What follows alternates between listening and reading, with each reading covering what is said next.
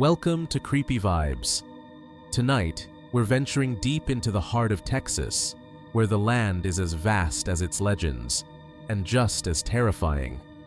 From eerie lights haunting dark rivers to ancient forces that never should have been disturbed, we're diving into 5 of the most disturbing haunted bridges in Texas. These are not your typical crossings.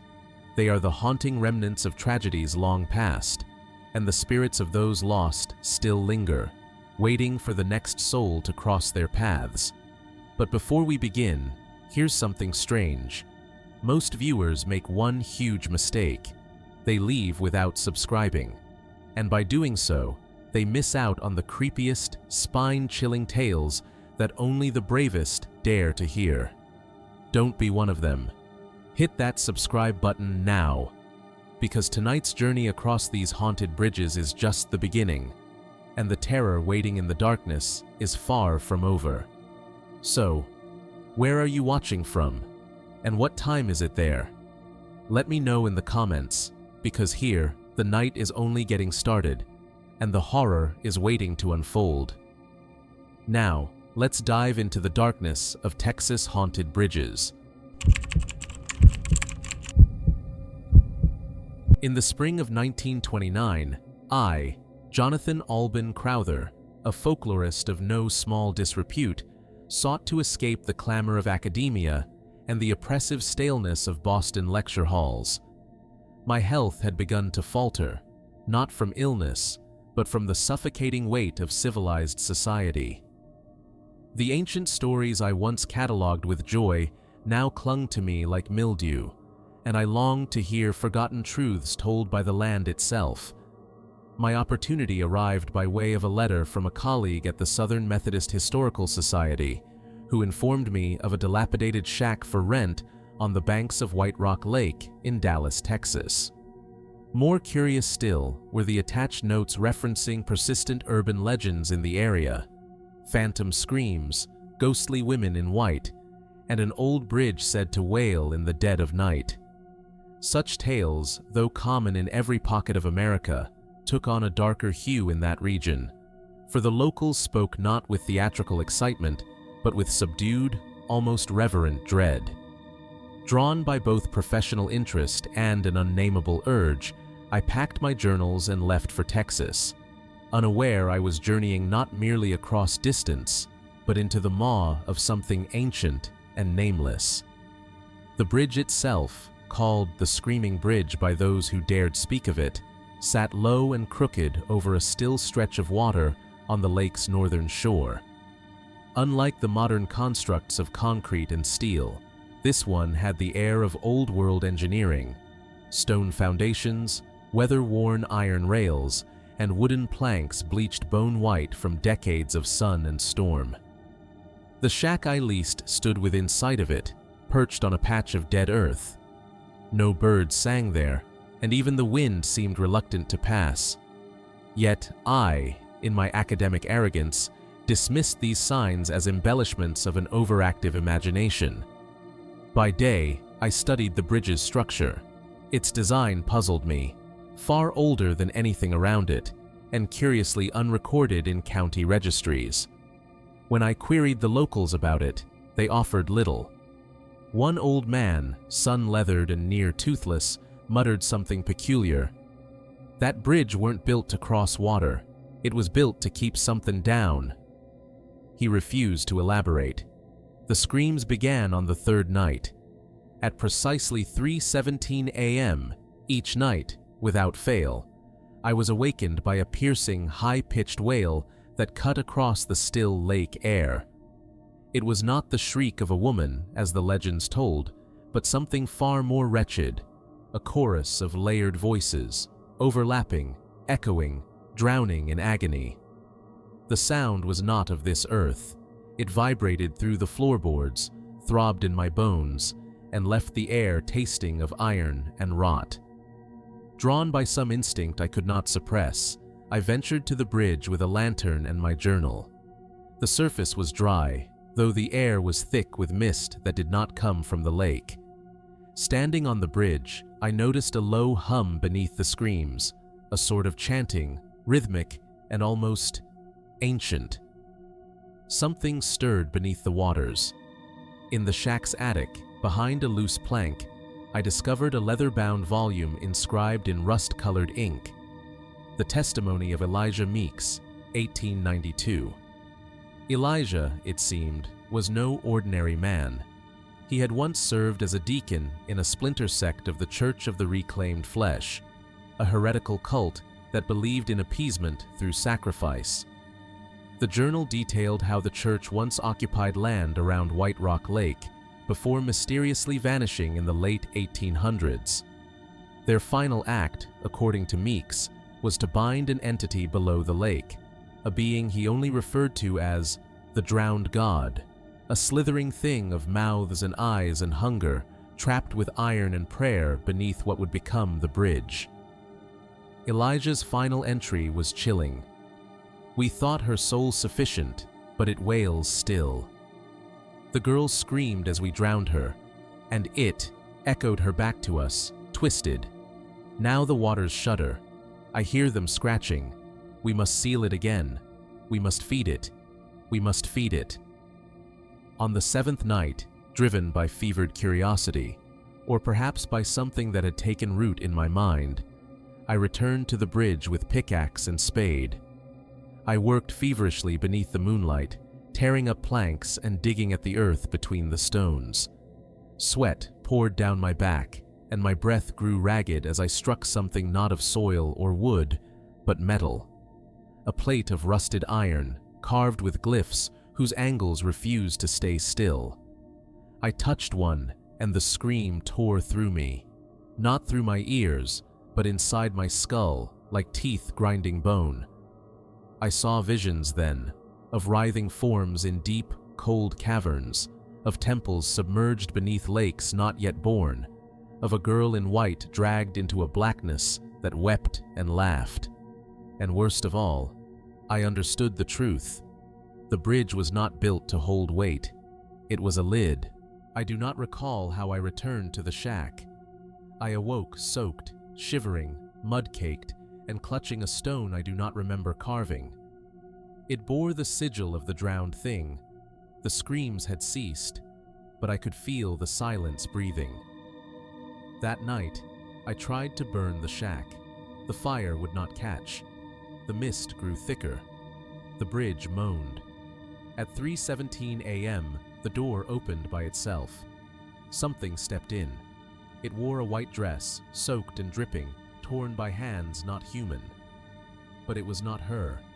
It had her face, but it twisted with each blink. Eyes too wide, smile too narrow, and a voice that was not one, but many. "We remember," it said.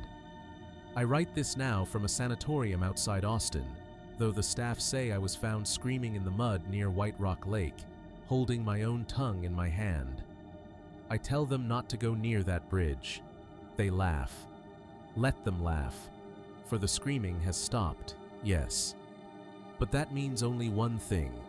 The drowned god has fed, and it is waiting."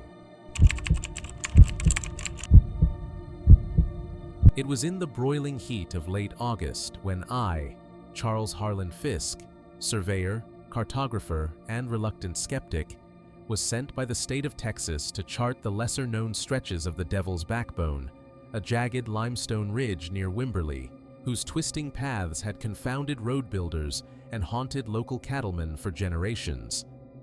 They called it Devil's Backbone, not for the terrain, but for the things whispered to walk it when the sun went down. Hoofbeats with no horses, specters of blue-gray soldiers, and the ever-present legend of an arch bridge made not of stone, but of bone, revealed only under the right moon. Such tales, of course, I dismissed as frontier nonsense. I had mapped valleys where Comanche arrows still littered the ground and stood beneath cliff faces older than Christ himself, yet I had never once found reason to believe in the spectral or the supernatural. That is, until I camped beneath the bone arch. I came upon the bridge on the third day of my journey. The sun had begun to bleed into the hills, casting long shadows over the chalky white rock. I had been tracing a dry creek bed, overgrown with mesquite and thorn, when the ridge curved sharply, and there it was. A narrow, arched span, ancient and crumbling, stretching across a shallow ravine. The bridge looked wrong. It was the wrong shape, for one. Too narrow for carts, too low for proper foot traffic. Its stones were oddly porous, with holes like marrow pockets, and the surface shimmered faintly in the dying light, a pale yellow like something long buried. I passed under it once, then again, studying the angles. A strange nausea crawled up my spine, as if the air beneath the arch were thicker, heavier, like water.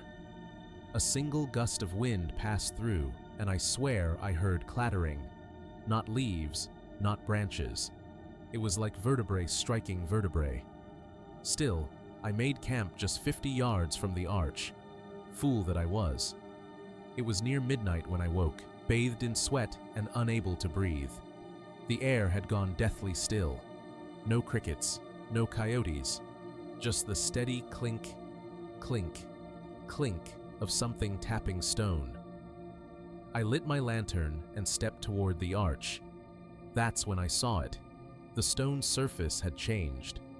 What once looked like lumpy, sun-bleached limestone now resembled rows of fused human bones, all yellow and brittle, stacked with anatomical precision. Ribs, spines, femurs, merged in impossible ways, as if grown together rather than constructed. And there, carved into the inner curve of the arch, was writing. At first, I thought it some obscure Spanish or Latin. But as I studied the symbols, a terror more profound than anything I've known took hold. Because the writing, it was in my own handwriting. Each letter bore the unmistakable slant and flourish of my script, the spacing, the pressure, but it was not in any language I knew.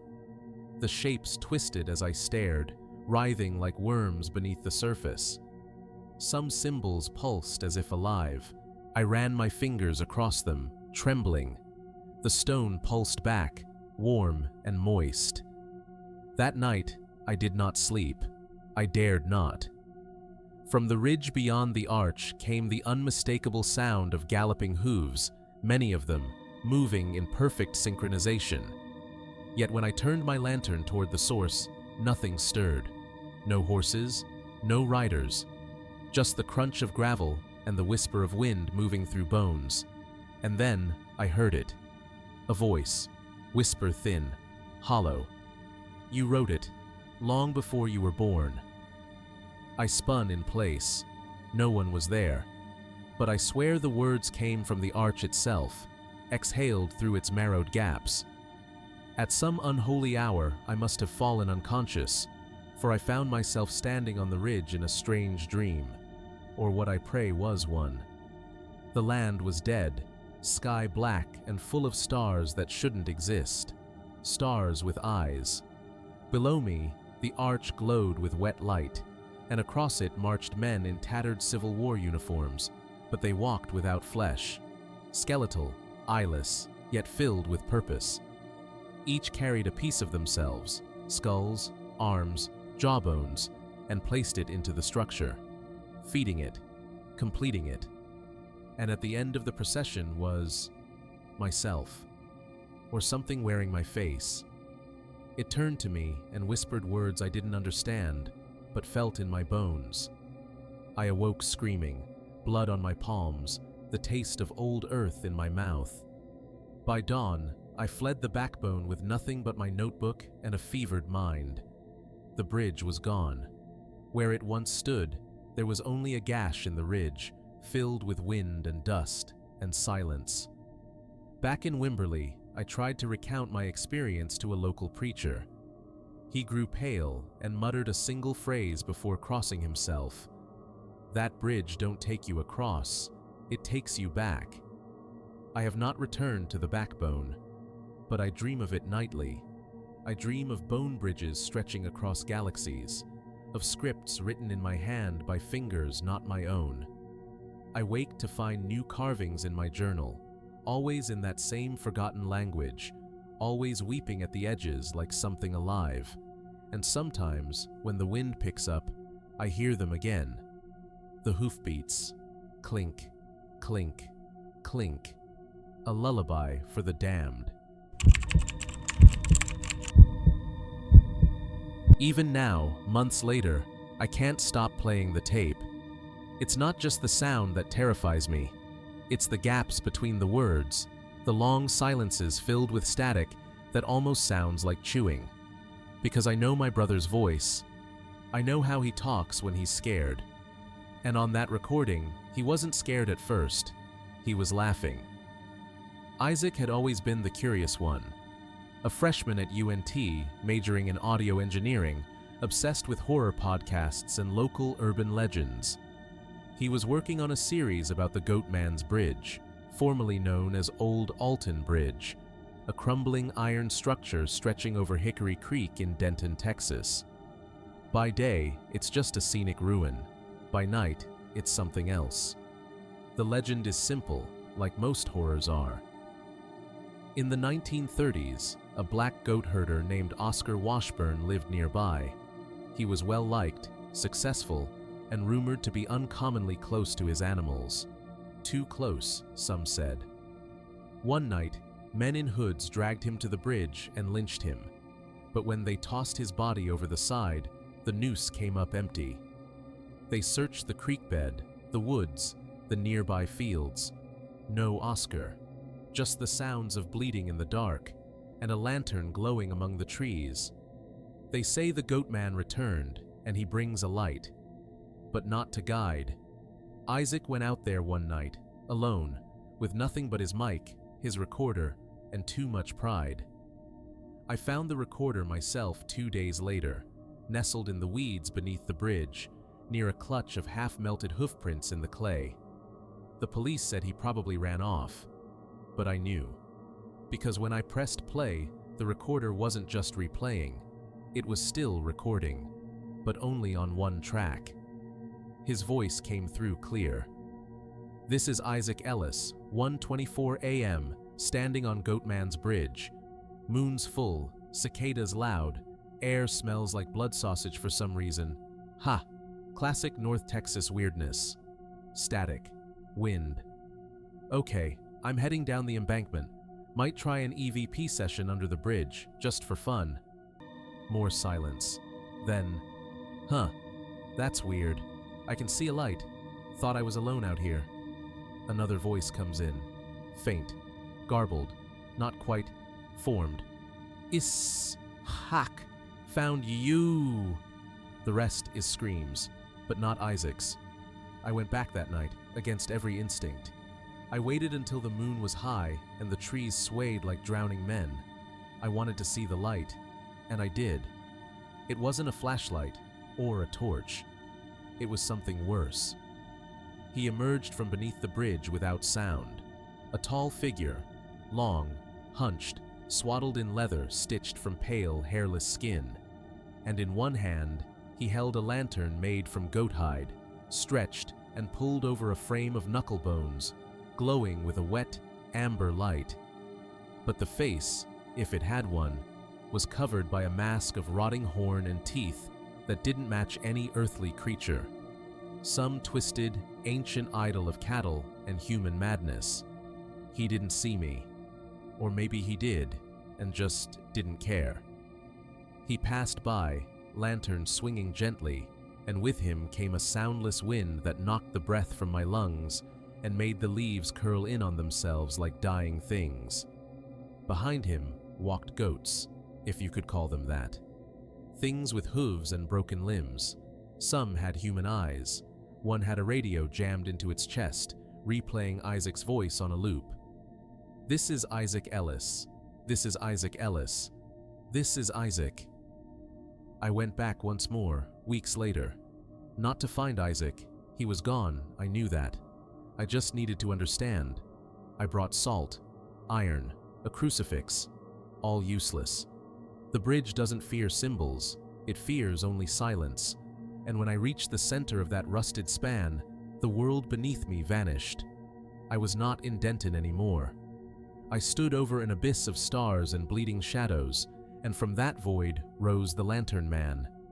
His eyes, if he had them, burned with recognition. "You hear him now?" My ears rang, not with sound, but with meaning. The light was not for me, it was for the ones he'd already found. I saw Isaac then, or the shape of him, bent backward, twitching, mouth open in an eternal scream, eyes replaced with coils of wire and teeth. He spoke, but not with his voice. We record them now, the ones who listen, the ones who come too close. I left Denton. I don't sleep much anymore, but the tape still plays, sometimes on its own, and sometimes it updates, with new conversations, ones that haven't happened yet. This is Isaac Ellis, 1:24 a.m. I'm standing on Goatman's Bridge, but I can hear something else layered under the static, deeper, hungrier. It says my name, it says yours. The first time I saw the bridge, I wasn't sure it was real. It had no weight, no shadow, no scent. Only shape, a crooked arc of bone-white reeds rising from the muck like the ribs of a buried god, glistening wet under the full moon's silent judgment. They call it Le Pont du Sang, the Blood Bridge. And I, Jean-Baptiste Duval, once a Catholic and now a heretic of reason, came to that swamp to destroy it. I was born in Houma, Louisiana, but I wandered far and lost more. By the time I found myself in East Texas, I was more ghost than man, tarnished by sins both real and remembered. I'd heard the stories from drunk old men in gas stations and dying grandmothers with glassy eyes. A bridge that appears only beneath full moons, woven from things no hand could twist, in a bayou where even the mosquitoes buzz in tongues. Le pont qui saigne, they whispered. The bridge that bleeds. They say those who cross it vanish, and if they return, they're different, pale, silent, eyes full of stars, not metaphor, but literal starlight, twinkling where pupils should be, and they never speak again. I found the path on a night thick with fog and frog song. The locals had tried to keep me out, but I had seen too much already. I brought kerosene, matches, and a crucifix that had failed me more than once. The swamp opened around me like a mouth, trees leaning inward, their mossy beards swaying in a wind I couldn't feel. And then, the bridge. It rose from the mire like it had been there since the earth was young, woven from swamp reeds, sinew, and bones that clicked together like teeth grinding in sleep. It was glistening, breathing, and when I stepped closer, the water whispered, "My name is Jean-Baptiste Duval." But the swamp knew otherwise. It called me by a name I had never spoken, one I heard in dreams and forgot upon waking. Something older than French, older than man, older than death. It came from the roots of the cypress trees, where the bones of ancient things slumbered. Yahantlai. Jean. No, not Jean. Ia Tolvun. The sound came from beneath the bridge, wet and mewling, like a throat learning how to scream again after centuries of silence. I dropped the match, and the bridge bled. The reeds wept red, the bones cracked and let out steam, and beneath my feet, the mud surged upward, swallowing flame and oil alike, not rejecting the fire, feeding on it. That's when I saw them, shapes standing at the other side of the bridge. They were men once, maybe. Now they were hollow vessels, draped in soaked rags, their skin as pale as candle wax, eyes reflecting constellations I had never seen before, and hope never to see again. They did not walk, they glided, dragging light behind them like veils in water. The desert is cruel in its emptiness. In Terlingua, the wind doesn't just howl, it screams, like the dying cry of a creature that never existed. The land is scarred by forgotten histories, ruins of a mining town where men dug too deep, hoping to uncover riches only to find something older, something that should not be disturbed. And in the midst of it all stands the bridge, a bridge that no man truly built, though it looks as though it had been carved from the dark, black stone of the canyon itself. I arrived one September morning, following the scent of curiosity and the promise of fossils. My name is Elias Martin, an amateur geologist with a fool's pride and a mind that longs for more than the dry, worn surfaces of this arid landscape. I had heard the rumors of Terlingua, of the bridge that had stood for centuries without explanation. The locals avoided it, spoke in whispers of the wind that wailed through the canyon beneath, and of strange shifting sigils that appeared on its underside, markings no human culture had ever known.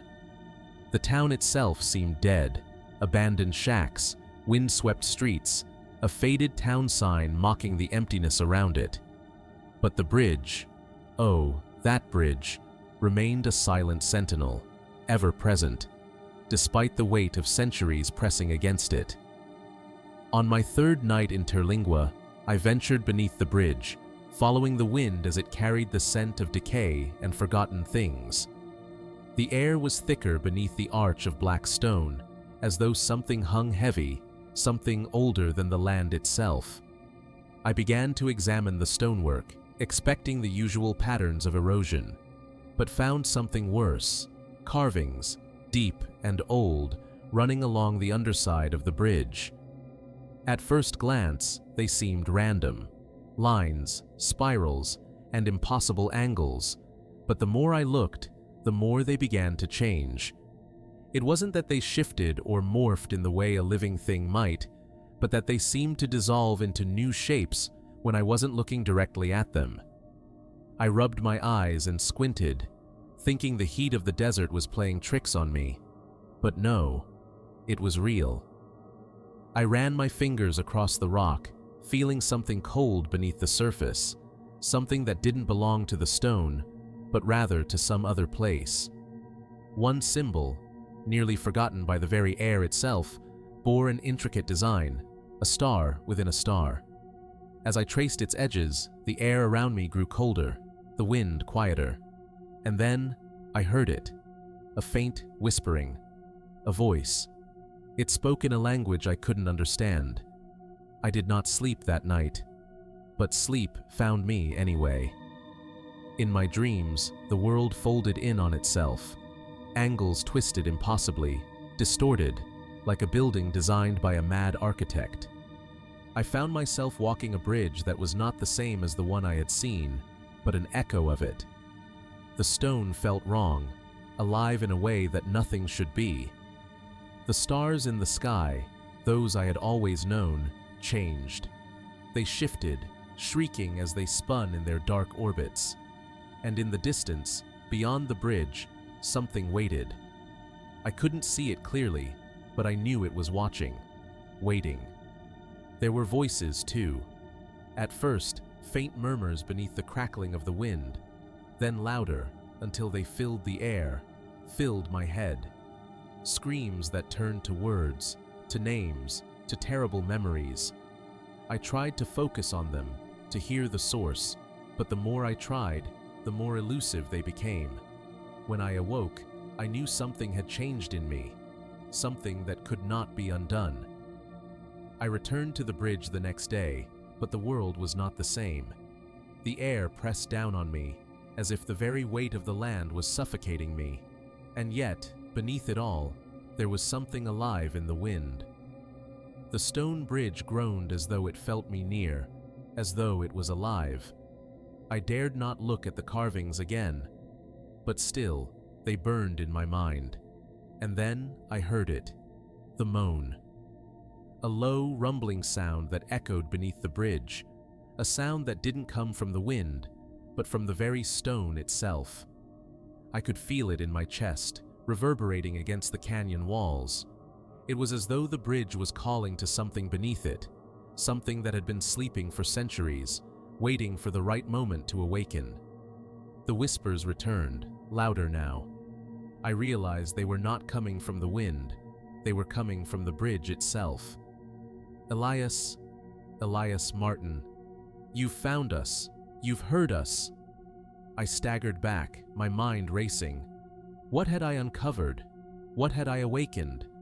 The bridge, the canyon, the wind. They were not just inanimate, they were alive, and they were not bound by the rules of time or space. The wind screamed, the bridge moaned. I never left Terlingua. The town remains empty, but the land fills me, and I now understand what the bridge meant when it whispered my name. At night, the wind carries more than sound. It carries truth. And the truth is this: the bridge is not for men. It is not meant to connect. It is meant to tear. And I, Elias Martin, have listened.